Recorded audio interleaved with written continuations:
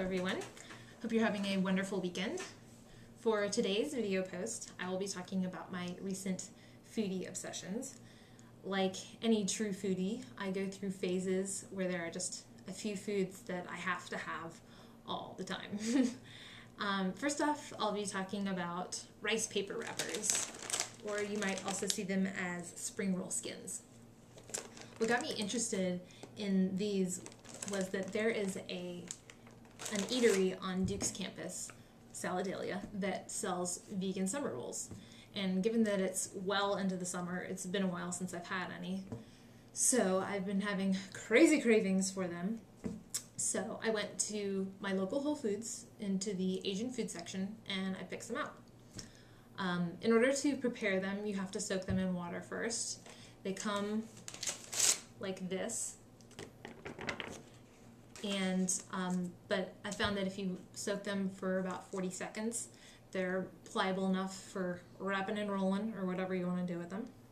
I really just like them for summer rolls and dipping into some tasty sauces. It's a delicious and fresh way to enjoy them. These are not whole grain, but I figured that I eat whole grain products the majority of the time, so I can afford to indulge in a few rice paper wrappers every now and then. The ingredients list is really simple. I think it's rice flour, tapioca starch, water, and salt, so no freaky components or anything like that.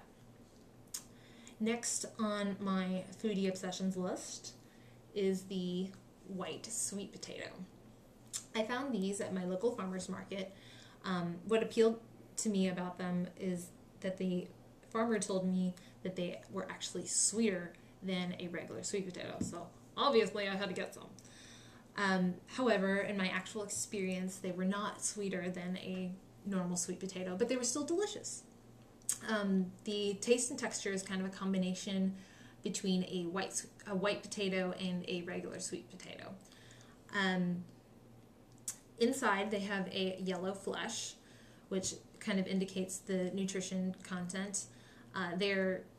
They do not contain as much beta-carotene as a normal sweet potato.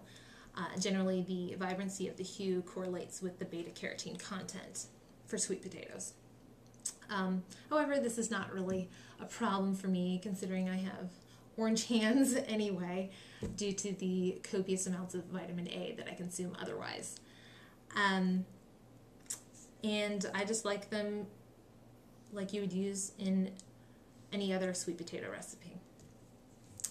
Another bit of produce that I've been enjoying lately is a champagne mango.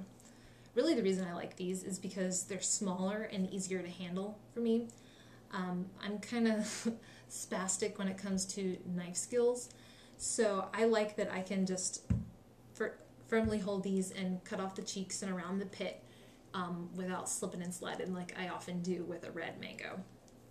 They taste almost exactly like a regular mango, so you can use them interchangeably in recipes.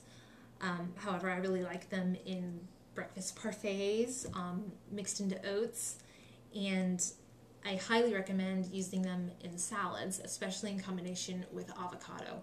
It's an amazing combination, let me tell you. And just one of these has 200% of the RDA for vitamin C, so that's pretty impressive.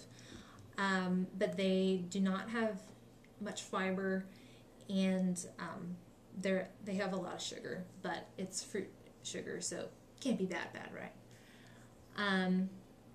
And finally, I saved the best for last. I will be talking about coconut butter.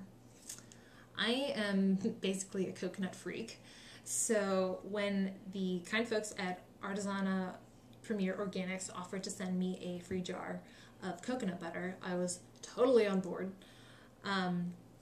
Just a single whiff of this stuff. It's like tropical paradise in a jar, let me tell you. I use this on top of oats, on top of fruit.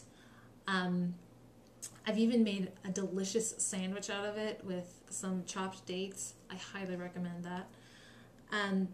In terms of nutrition, you might be scared off by the saturated fat content For 2 tablespoons, it has 16 grams, which calculates to about 80% of the RDA for saturated fat.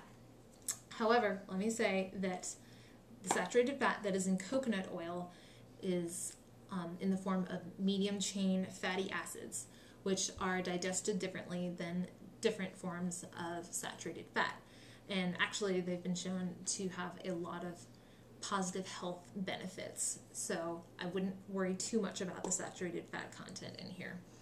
I highly recommend getting your hands on a jar of this because I use it all the time. With that, I will conclude this episode of Broccoli Hut Entertainment, and I will surely be talking to you soon.